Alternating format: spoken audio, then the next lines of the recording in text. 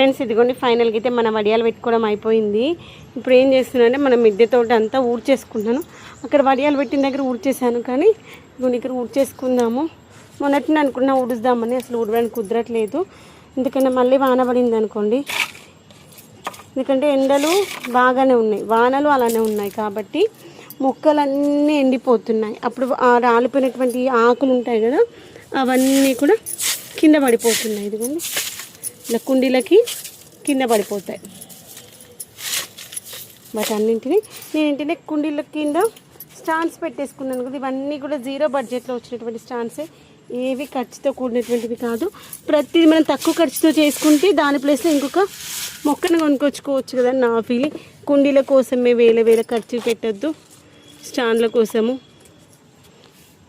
అనుకోండి కార్డ్బోర్డ్స్ అవి ఇవి అన్నీ కొట్టుకొచ్చినాయి. గాలికి నేను ఎక్కడో పెట్టినవన్నీ ఇక్కడ దాకా వచ్చేసాయి. ఇవన్నీ నేను కట్ చేయడం కోసం అక్కడెక్కడో పెట్టుకున్నాను. ఇవన్నీ మళ్ళీ వేటి ప్లేస్లలో బట్టి పెట్టేసి, ఇక్కడ ప్లాస్టిక్ వేస్టేజ్ ఉంటే అవన్నీ తీసేస్తూ ఇంకొని నేను పైన లిక్విడ్ హ్యాండ్ వాష్ పెట్టుకుంటాను, హ్యాండ్ వాష్ చేసుకోవడం కోసము.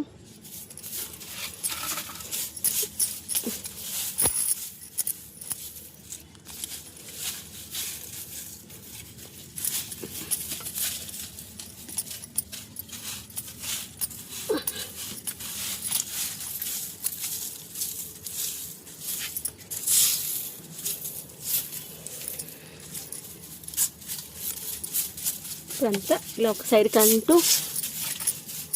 అంతా ఊడ్చుకోవడం అయిపోయిన తర్వాత మళ్ళీ ప్రతి కుండీ కింద ఉన్నటువంటి కంటైనర్స్ మళ్ళీ ప్రతి కుండీ కింద పెట్టేసుకోవాలి. అప్పుడే మనం వాటర్ వేసినప్పుడు వచ్చినటువంటి ఎక్సెస్ వాటర్ అనేటువంటివి కింద పడకుండా ఉంటాయి. ఎందుకంటే ఆల్రెడీ ఒకసారి ఎత్తేసాను దీంట్లోకి, ఎందుకంటే గాలి బాగా వచ్చింది అనుకోండి అలా అంతా వెనకాల కొట్టుకుపోతుంది.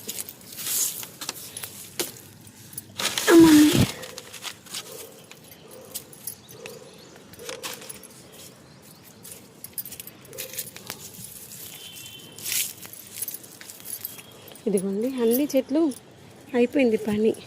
ఇంకా మొక్కలు పెట్టొద్దులే అనుకున్నాం, ఒక 1-2 months ఈ యొక్క ఎండలు తగ్గేంత వరకు ఉన్న మొక్కలనే కాపాడుకుందాము.